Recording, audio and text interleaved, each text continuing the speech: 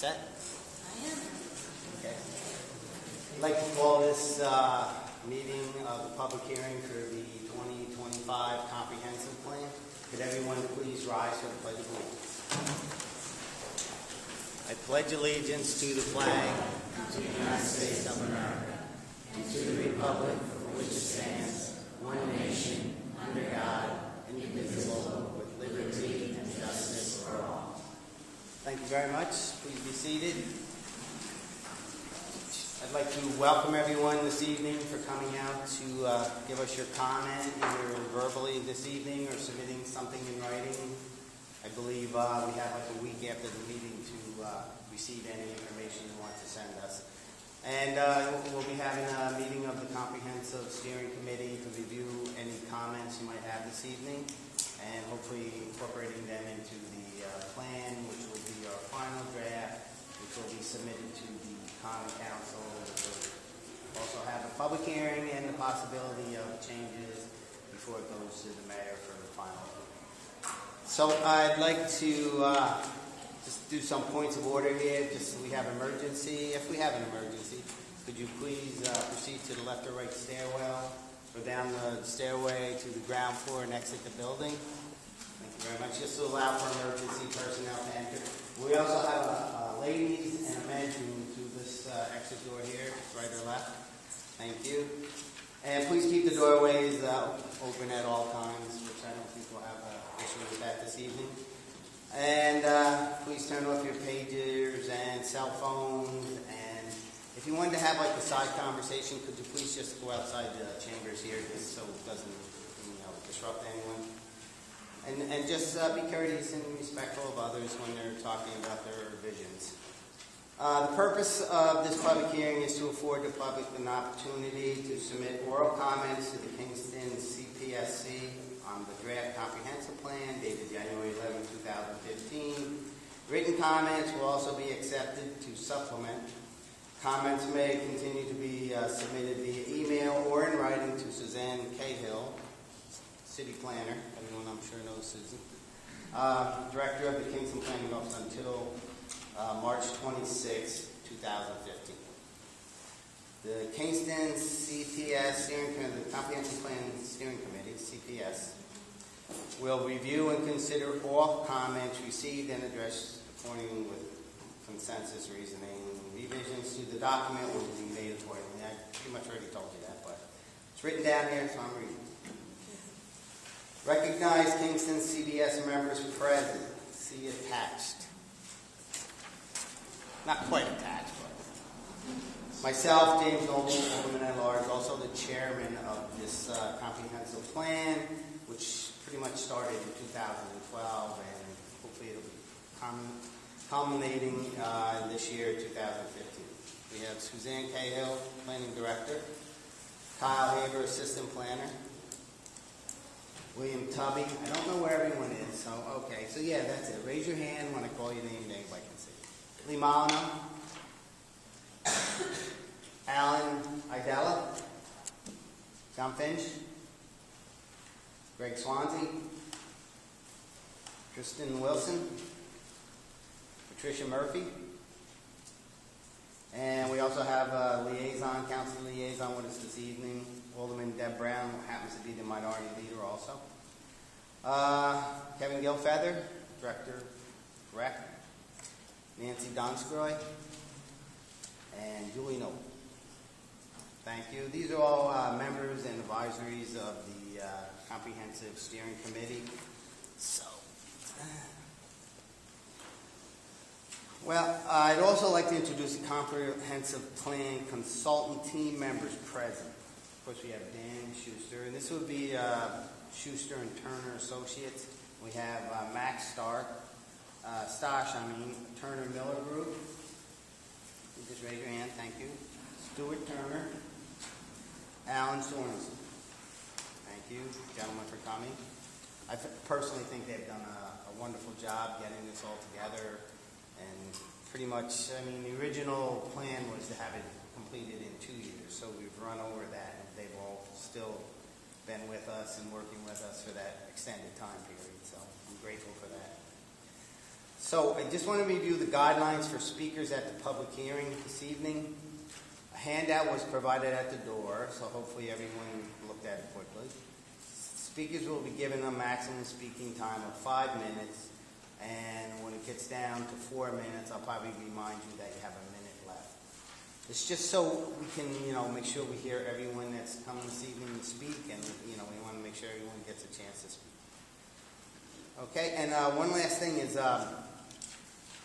when you come up to speak, just give your name and spell your last name, because we have a stenographer here with us this evening, and this way it'll make sure your spelling is correct on your name. So with that, I would probably like to turn this over to Daniel Schuster, who has some remarks he wants to make on the process of this whole comprehensive plan before we invite the speakers to come on. So thank you very much. Good evening, everybody.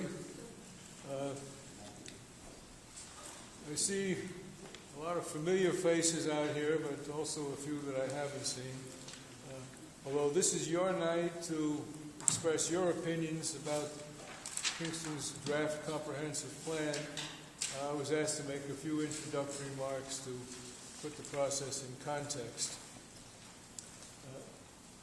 This is Kingston's first comprehensive plan in over 50 years. It began with preparation of a comprehensive plan is a complex process involving many people with differing viewpoints, objectives, and priorities. There is no standard formula for a comprehensive plan. The process tends to evolve as it moves along. There's no right way, only the way that results in a plan that best serves the citizens of Kingston. As was mentioned, the process began over 3 years ago when the Common Council agreed that an updated comprehensive plan was necessary. Our team was selected and the contract signed, and as is very often the case, it's taking longer than certainly we expected or many of you expected as well. The planning began with a review of past planning studies prepared over the last few decades, consideration of existing conditions in the city, then a three-pronged effort to solicit suggestions and opinions from the general public was initiated. An extensive questionnaire was posted on the city's website, to which over 300 people responded, which is a very good turnout.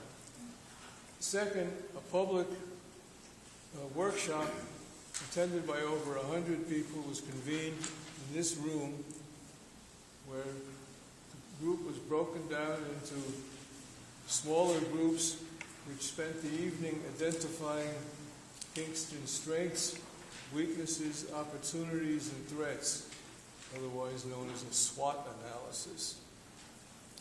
In addition, the public was invited to submit comments on any issues that they felt should be addressed to the city website. And finally, local interest groups were provided an opportunity to submit their recommendations to the committee at an open public meeting. The review of past plans and existing conditions and gathering of public opinion culminated in a vision statement approved by the Comprehensive Plan Steering Committee that sets forth an image of the city as it can become in 2025. And that vision statement is at the very beginning of the draft comprehensive plan. The comprehensive plan is an important tool with which a city can achieve that vision. It sets forth goals, more specific objectives, and detailed strategies to achieve them. By and large, Kingston's draft plan is a policy plan rather than a detailed block-by-block plan for physical development. It seeks to establish the basis for decision-making now and in the future, rather than providing site-specific solutions. This type of plan allows for flexibility as unanticipated events arise or objectives or priorities change in the future, while still adhering to the basic policies and principles of the plan. Following its adoption, the plan will also provide the rationale for revision to the city's seriously outdated zoning law. The draft plan includes a broad array of goals and objectives concerning the city's physical, social, and economic components. Among these are emphasis on strengthening Kingston's 3 historic mixed-use core areas: the Stockade area, Midtown, and the Rondout. Special attention has been devoted to Midtown in the plan, since more extensive planning has taken place in recent years for both the Stockade area and the Rondout area. It promotes preservation of existing neighborhoods in terms of architectural form and increased home ownership. It promotes protection of open space and natural resources in environmentally constrained areas of the city by reduction in density, promotion of agricultural uses. Important in the plan is enhancement of all forms of transportation in a manner that promotes mobility and safety for all. And the plan strongly endorses preservation and promotion of the city's extensive historic resources and use of them to generate economic development. The steering committee participated throughout the preparation of the plan, provided invaluable input to the consultants who are working for the committee, and reviewed several drafts at open meetings. But before determining that the draft, which is the subject of tonight's public hearing, was appropriate for public review, I must emphasize the word draft, because that's what it is at this point. A document subject to change. The process of arriving at an approved plan is by no means over after this public hearing. The steering committee will meet and carefully consider each and every comment received tonight and over the next week, and will determine by consensus whether the current draft should be revised. When that process is complete, the committee will submit the revised plan to the Common Council and the Mayor as its recommended comprehensive plan for the city. The process doesn't end there. The Common Council will review the committee's recommendation and determine if it wishes to make any revisions. The Council will then conduct its own public hearing to receive public comment and determine if further revisions are warranted. Prior to any approval of the plan, the Council is required to make findings and determinations as to the environmental effects of the plan in accordance with the State Environmental Quality Review Act, otherwise known as SECRET. As you can see, the process of developing a comprehensive plan is pretty comprehensive in itself. We are pleased to have been a part of it and to be assisting the city, and we look forward to hearing your comments. Thank you.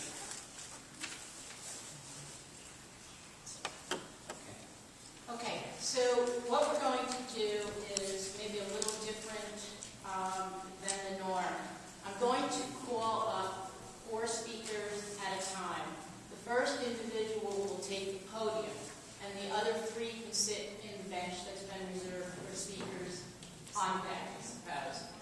We're trying to make it run a little smoother. This way I felt that we'd give it a try and see how it works. It may take off, it may not, but we will try. So I'm going to start with the first 4. I have Daniel McKay, if you'd come up, Jennifer Schwartz-Berkey, if you would come up, Jack Bromley, if you would come up, and George Donskoy, if you would come up.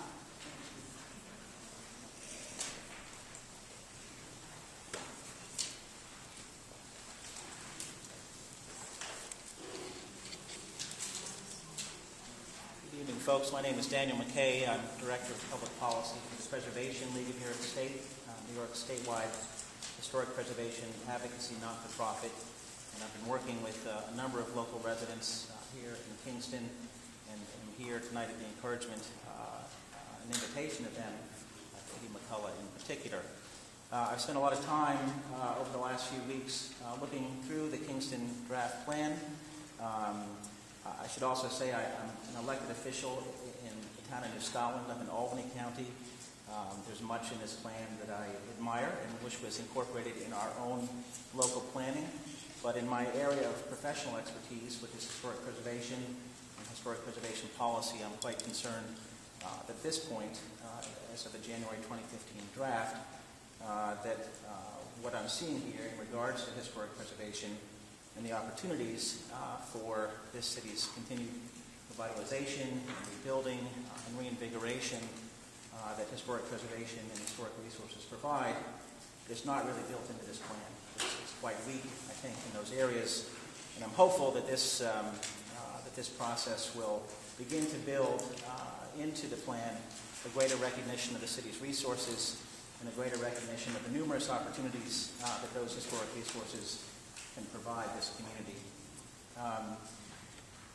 I will leave off. I have about 12 pages of written comments. I'm not going to dig through them, but I will say at the onset of, in the introduction to the January plan, there are numerous omissions of references to sort of key historic resource data sets and designations and recognition.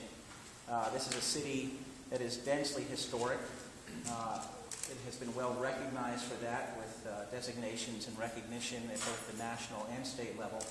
And there's no reference either in the introduction to this document or in the later historic preservation chapter to the National Register of Districts that exist here, the individual National Register listings, the National Historic Landmark that has been designated here in the community, the National Register eligible structures that the State Preservation Office has found here as well, nor any reference to the federal heritage area that overlays Kingston and numerous other communities here in the Mid-Hudson Valley, or the Greenway, etc. So what I'm trying to define for you is that there are numerous sort of components of historic preservation recognition and infrastructure that aren't even yet acknowledged in this plan. And they need to be upfront. And I think one reason there is a reference in the plan on page 47, I suspect it's from the SWOT analysis, that I think endorses a relook, a fresh look, an integration of more focus on historic preservation. And so on page 47, the draft plan acknowledges it became clear that the overwhelming majority of Kingston residents and stakeholders saw Kingston's historic resources as one of its greatest assets. From providing educational opportunities to establishing neighborhood character to drawing tourism, the city's historic resources and their preservation drew the most consistent interest in the public outreach phase of this document to date. So what do you have here? You have 608 buildings that are listed on the National Register, 4 National Register districts. You have 6 of your 8 census tracts that overlay the city of Kingston are qualified for use of the state rehabilitation tax credit, meaning that any historic structure within those 6 census tracts is qualified for a rehabilitation incentive for either commercial, income-producing properties or owner-occupied residences. You have use throughout the city of the federal rehabilitation tax credit for any commercial, income-producing historic structure. What I would love to see in a community that's as densely historic as this is a recognition that going forward with this type of planning, this type of visioning, is that you need to build upon your most fundamental assets. That is the Hudson River and your proximity here in the waterfront. But it is also... 1 minute. Thank you. It is also the density of historic resources here. I think you need to capitalize them on a way that is not yet identified here in the plan. I've left you 11 pages of comments on how to begin doing that. Please don't turn your back on what exists here, nor on the preservation infrastructure that supports that. The Heritage Area Commission, the Landmark Preservation Commission. There are suggestions throughout this document that those entities be consolidated or merged into, for the purpose of some vague improvement from streamlining. I don't think there's justification for that. I don't think the community should turn its back on the incentives and the funding that comes from having a local preservation commission and being a certified local government. And so I talked about that in more detail here. I'm going to listen to comments this evening and provide additional comments by the date of March 26th. And I do appreciate the chance to work with so many folks locally. It's been a pleasure to spend additional time here instead of my schedule doesn't often bring me here. So thank you for the opportunity. Dan, just before you begin, please spell your last name. M-A-C-A-A-Y. Thank you. Jennifer Schwartz-Berkey at 35 Home Street. I'm also the principal of Home Strategic, LLC, an urban planning, historic preservation, and development advising firm. I'm very grateful to the committee, the planning department, and the consultants for integrating so much of the work that has been done in our community on climate change, complete streets, waterfront flooding, green infrastructure, and urban agriculture. I've noticed so many changes since the previous draft, and Jennifer, appreciate. can you just try and speak up a little louder, Okay, please? sorry. Okay. Appreciate your integration of all the comments that were made on climate change, complete streets, waterfront flooding, green infrastructure, and urban agriculture. I just want to speak to a few overarching issues, and they're wide-ranging, so I will include them in my comments when I submit them. Here, I just want to speak a little bit about historic preservation as economic development, infrastructure, and the questions of social equity as we go forward. But overarching, one of the issues is what sustainability and resiliency mean to the city. And I will give you what I think is a statement that might be broader, and I will put that in my comments regarding how it includes things like social equity, economic opportunity, locally driven business, and citizen involvement to benefit all residents. I also think the concept of resilience, which isn't mentioned in the plan, the capacity to withstand stress, is something we should articulate and is articulated in many of the climate plans, because what it says is that we don't turn our back on our principles even in times of stress. For cultural and historic resources, I want to say that Kingston's greatest visible asset, as Dan said, is its historic architectural heritage. We should make this part of the framework for our plan. We should protect it to the maximum extent possible. In every city where I've seen successful economic development with historic resources, it was because they utilized to the maximum extent the tax incentives, the low-income housing tax credits, and all the potential resources that were available through other government sources, and they made it very clear to developers that these resources were valued and should become a part of the unique cityscape and historic fabric. So I and several of my colleagues on the Landmarks Commission and other groups are recommending a very clear and strong bolstering of this to the committee, as well as we go forward in the plan, in our adoption of the plan, and in the zoning.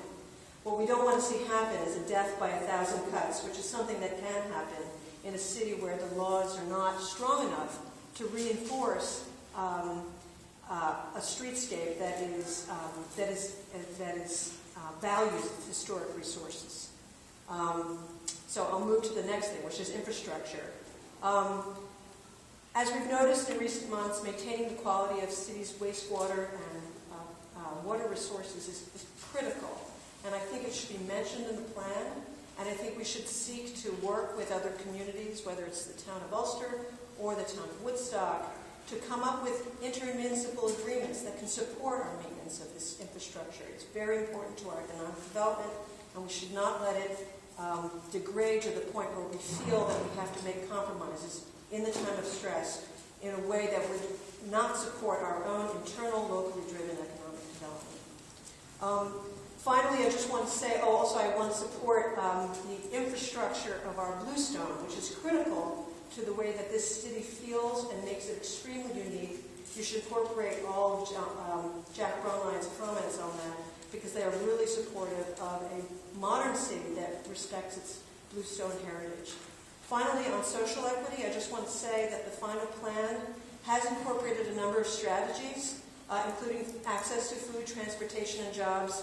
But we need to strengthen the policies for affordable housing. For example, a 5-story building that has only 5,000 square feet cannot afford to have... 1 minute? okay, cannot afford to reduce the affordable housing requirement to 10%, or you won't even get one apartment out of that. And the low-income housing tax credit regulations and incentives won't be supported by that. We won't have access to affordable housing support for it. So I think we should maintain that. Also, we have to be very careful not to support what might become exclusionary zoning in the city, because that could open us up to a whole can of worms that Westchester has recently experienced. I'm going to submit my written comments to support these and other recommendations, and I thank you for your time and very, very hard work and make the progress you've made in this comprehensive plan. Thank you. Thank you. Jennifer, would you just spell your last name, please? Just for this tonight. It's Berkey, B-E-R-K-Y.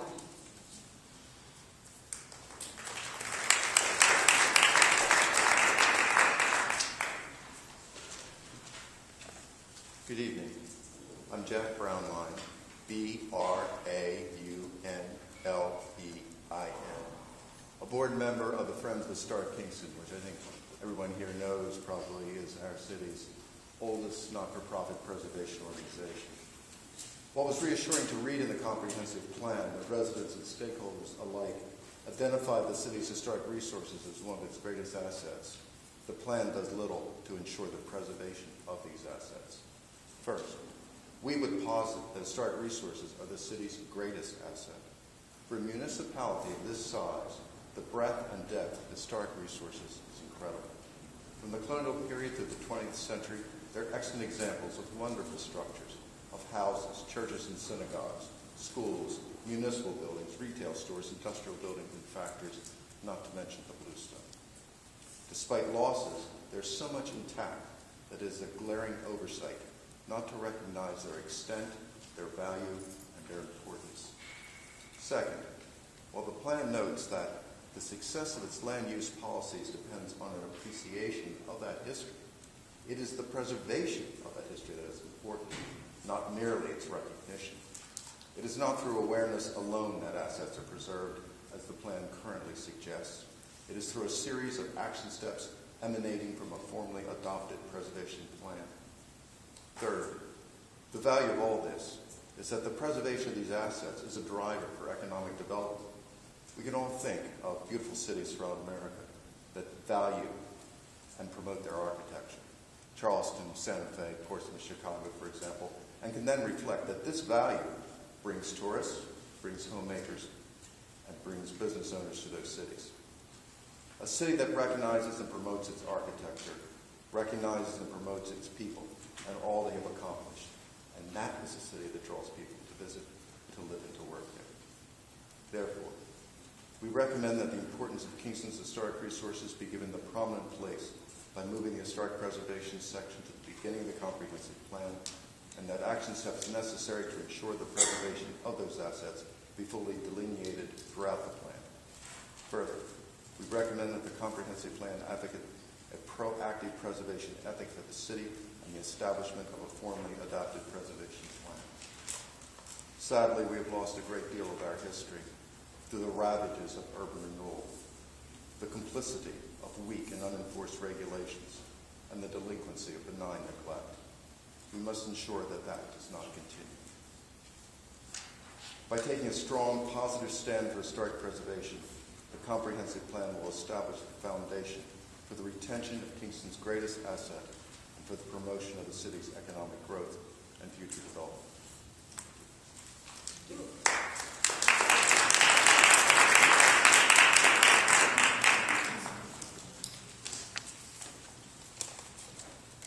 George Donskoy, one of his. Can you just say your last name again? Donskoy, D-O-N-S-K-O-J.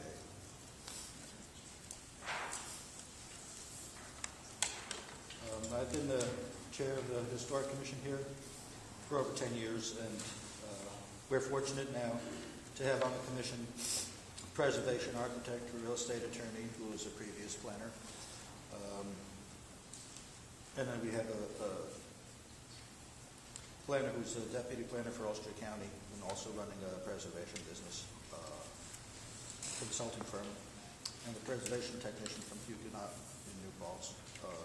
We'd like to see the potential of preservation in play. George, would you please speak up, please?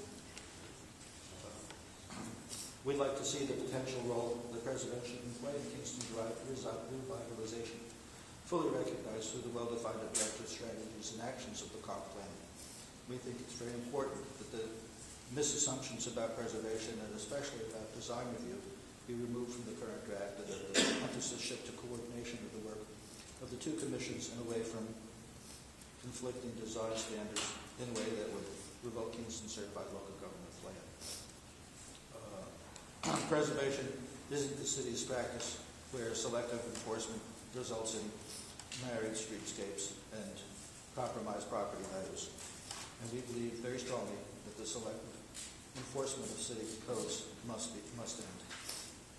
We look forward to working with the Heritage Area Commission and the Friends of Historic Kingston to make the preservation plan for the city. We believe that though the making of the plan, we will have many opportunities to help the public and the city officials fully understand the importance of both preservation incentives and preservation design requirements. I'm sure that I speak for HLPC commissioners and the AJC and the Friends when I say that we're willing to help. Thank you.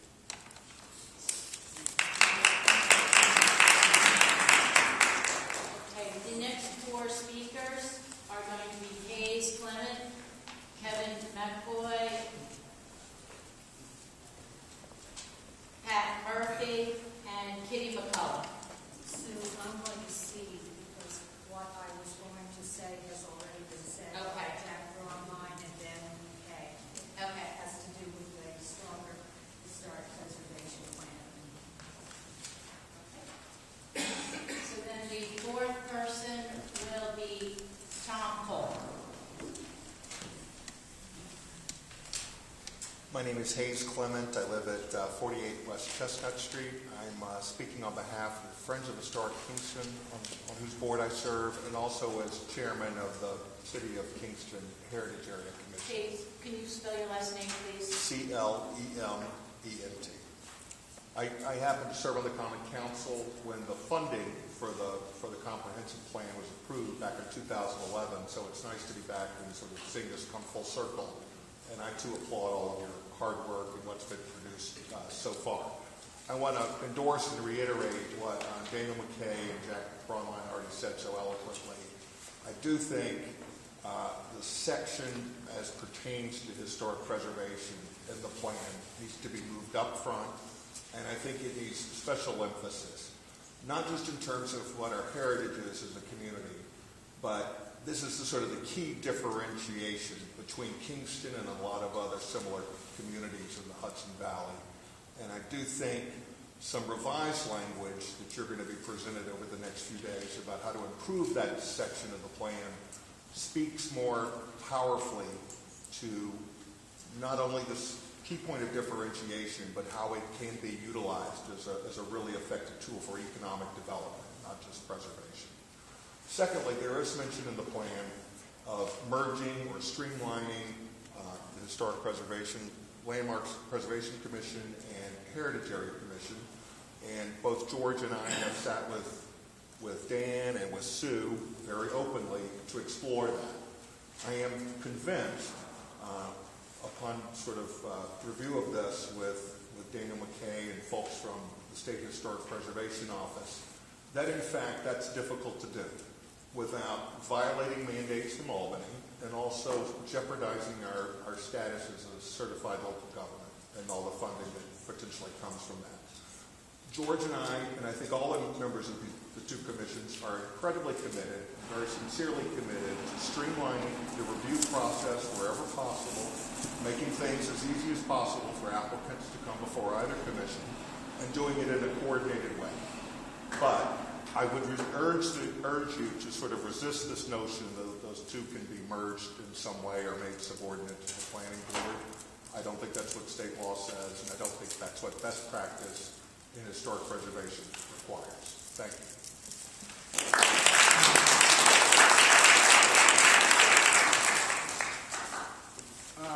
I'm Kevin McAvoy, NC capital E-V-O-Y. I live at 254 Delaware Avenue. I serve on the Heritage Commission with Hayes. I serve on the Conservation Advisory Council, and I'm the Secretary of the Kingston Land Trust. But I'm not speaking on behalf of any of those commissions, boards, or councils. First, I want to thank the steering committee and the consultants for all the work that they've done and for including complete streets, green line, urban agriculture, and open space components in the comp plan, or with the draft of it anyway.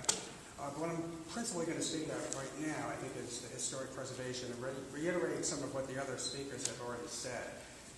Protecting certified local government status should be a principal priority of the comp plan. Losing the funding involved with that, losing tax benefits, that just doesn't, I don't think that's appropriate. I think we really have to think that one out. Another portion concerning historic preservation has to do with form-based codes. These may not be appropriate for historic districts, since the areas do not lend themselves to homogeneous forms. Kingston is well known for its variety of architectural styles, starting with 17th century Dutch colonial, moving forward through a variety of Victorian styles, on into the arts and crafts period, etc. This isn't homogeneous. Regarding the multiple agency review, which was also just covered by the previous speaker, merging the Heritage Area Commission and Historic Landmark Preservation Commission would appear to be inappropriate and possibly a violation of law. However, a coordinated agency approach would be appropriate if we see a problem with coordinating applicants' reviews. So, yeah, that should be definitely considered. But certified local government status should not be endangered under any circumstances. Regarding Chapter 264 of the Code and its perceived redundancy with zoning, the preservation law should be strengthened, not weakened, and made consistent with the model state preservation law. We'll move on to open space. It's appreciated that the section was included, which I've already said, but it really is. Yeah, that was very good. However, some of the text could be articulated as to specific recommendations. A quick, easy solution to part of this would be to take the Kingston Habitat Summary and mapping that was done by Hudsonia and by the Hudson River Estuary Program recently, and including some of the text or maps. That's, yeah. The Kingston CAC is also working on a natural resource inventory as we speak. Some of our work may be available before this process is finished, in which case that could be included in the open space portion. And finally, I think regarding infrastructure, a resiliency discussion concerning both water and sewers should be concluded in the plan. And I'm going to thank you very much, and written comments will follow.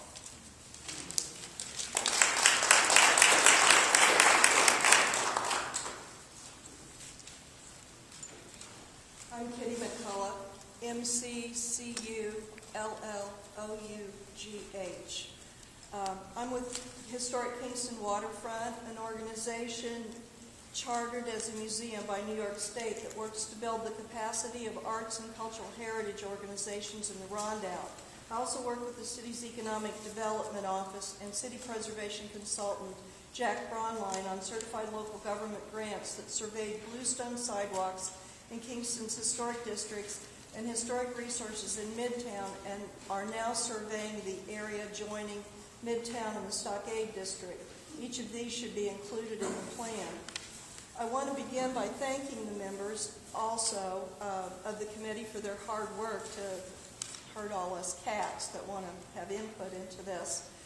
And I want to note that, as Daniel McKay said, the draft notes that the overwhelming majority of Kingston residents hold historic resources as important. And also, in his State of the City address this year, the mayor reminded us that we have a very high proportion of artists living in Kingston.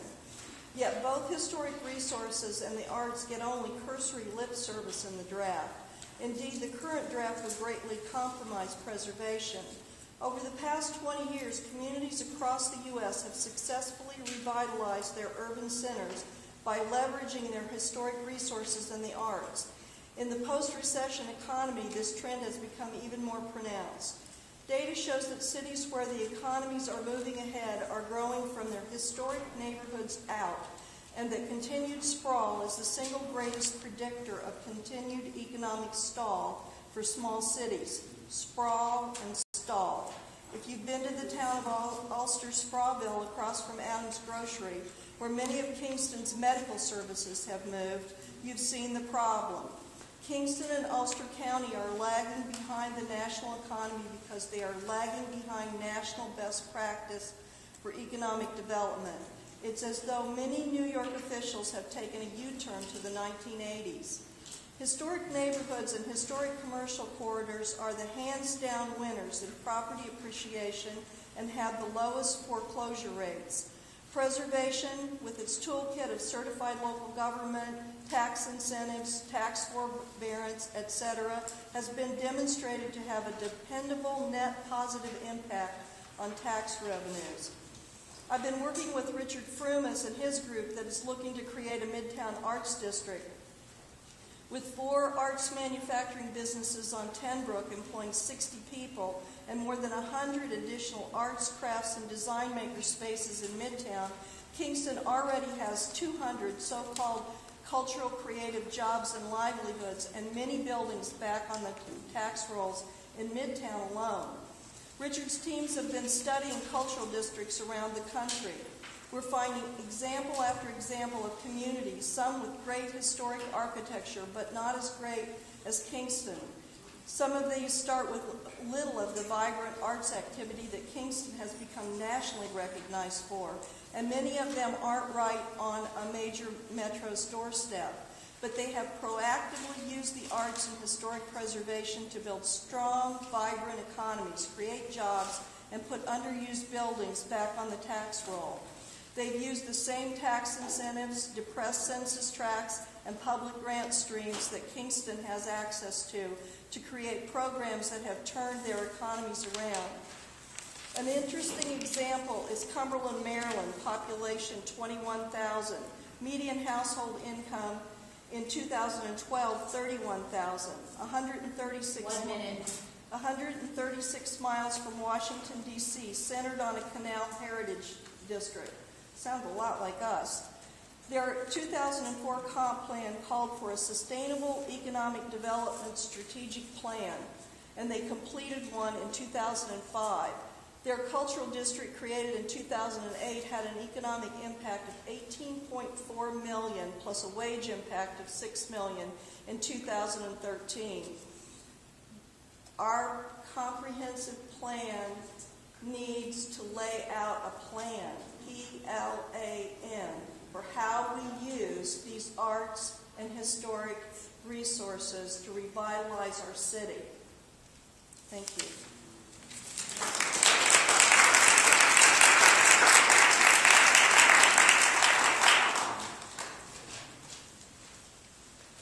Good evening.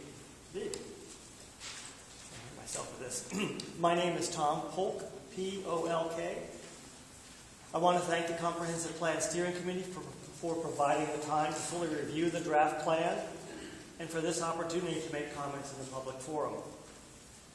I speak as chairman of the Complete Streets Advisory Council. The council was created in 2010 to advise the mayor and common council on policies and tools to implement the city's Complete Streets strategy. Tonight I wish to make some comments on the transportation and mobility section of the draft plan. My comments are on a general level. The council's suggestions for detailed changes in the draft will be sent separately. At the outset, I want to commend the draft's goal in this section. It presents a definition of complete streets that is inclusive of all users and clearly charts the course for the remainder of the objectives and strategies. My comments, while critical in the specifics, recognize that the overall goal is well stated and frames all that follows. There are 4 specific aspects I would like to highlight. First, the organization and presentation of the detailed objectives and strategies does not lend itself to easy interpretation.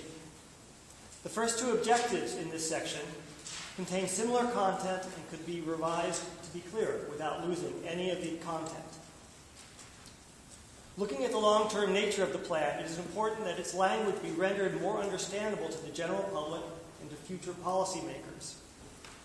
The Council's suggestions for these changes will be detailed and specific. As I said, these will come in written form before the end of the comment period. Second, I think the plan should be more visual. not with pictures of existing Kingston streets. What I mean is that there should be visual representations of generic complete streets treatments included in the sections where they are discussed.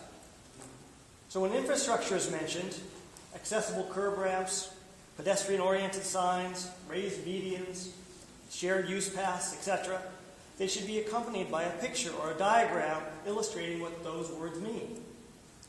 This has been done to great effect in the City of San Diego's general plan issued in 2008. Changes in presentation like this will add tremendous value to the plan. Third, I think it is important the plan stay away from discussions of implementing complete streets in specific situations. References to the I-587 intersection, for example, give some guidance for implementing complete street strategies in that particular intersection at this particular time. While there are good ideas here, it will not provide policymakers in the future with direction regarding other intersections that may or may not be suitable for a traffic circle. By including current projects, the plan will quickly become dated. This plan is intended to guide elected officials, professional staff, and the public over the course of the next 10 years and beyond. I would hate to see all the time and energy that has gone into it be so poorly served. Thank you. Last, the ability of this plan to be of longer-term value to the city must lie in setting a clear, tangible goal for implementing complete streets, which I think it does, and by setting out the range of complete streets tools we have. It can do this by showing them and encouraging new and innovative complete street solutions in the future. These tools are the means to implement the goals of creating streets for all in the community. By laying them out in clear terms and with visual images, this can truly become a plan for Kingston that we want to see in 2025. Thank you.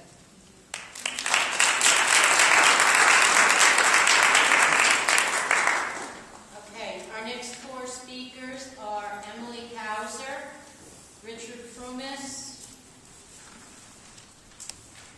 Gerald Burke, and Jeff Anzavino.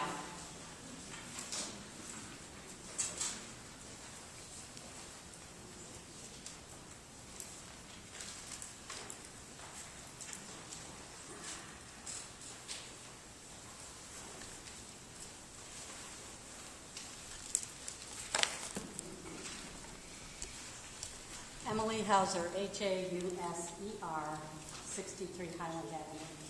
Thank you for the opportunity to speak tonight. I was involved with the writing of the Climate Action Plan. I participated on the Kingston Waterfront Flooding Task Force, and I'm a member of the Conservation Advisory Council. I'm speaking for myself tonight, and I will be providing written comments. I appreciate the changes that have been incorporated based on the submissions made this summer, especially the inclusion of the guiding principles. I would ask that you list the 11 goals at the beginning of the document. It was really hard to figure out what the goals were. They're just listed in each chapter. Natural resources seem to be delegated to the peripheries of the city, whereas actually natural resources are all around us. They are throughout the city. We depend on them. We derive many benefits from them, such as soil. Soil absorbs water, and it nurtures our vegetation. Vegetation takes up water and provides cooling, sequesters carbon, and gives off oxygen. Our water bodies carry away the water, and these are throughout the city. We could call this our green infrastructure.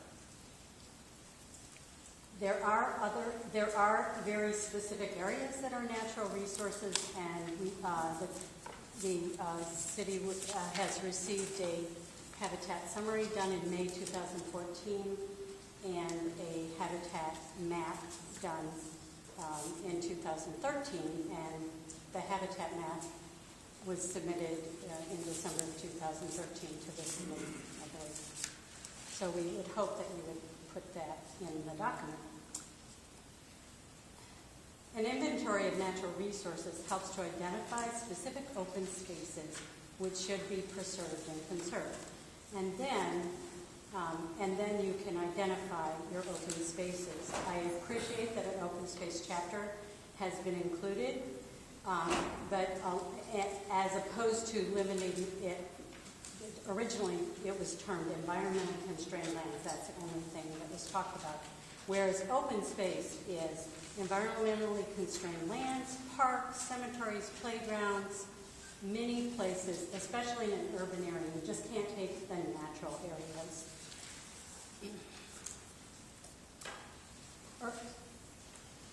Open space is related and should be integrated, crosswalked, or cross-referenced with many of the other documents in this, or many of the other issues, such as urban forestry, urban agriculture, the green lines, trails, complete streets, built green infrastructure such as green roofs. All of these should be taken into account that these are part of open space and they're interrelated. I wanted to say specifically on page 9, there's mention of constrained lands, and only the Roundup and the Hudson is listed as having a floodplain. The Esopus Creek has a floodplain. It has wonderful wetlands and many other areas. That is a constrained area. Plus, the area of the plaza is very constrained since there is no longer a valid levee there. So that the plaza is in a constrained area. As stated in the chapter, again, the Conservation Advisory Council is working on the natural resource inventory and open space planning. We would hope that you could provide us some with recommendations for preserving, or I would hope that you would recommend recommendations for preserving and enhancing and conserving natural resources in open space. Give us some ways to fund it, and so on. I also wanted to briefly mention public facilities. It does not cover drinking water. It does not cover our pipes, our electric utilities, our gas utilities. It doesn't cover our waterfront erosion protection infrastructure. All those things are our public facilities. And I also wanted to specifically notice that the wastewater treatment plant is not only affected by sea level rise and storm surge, but also by flooding from the Roundup watershed. That was left out.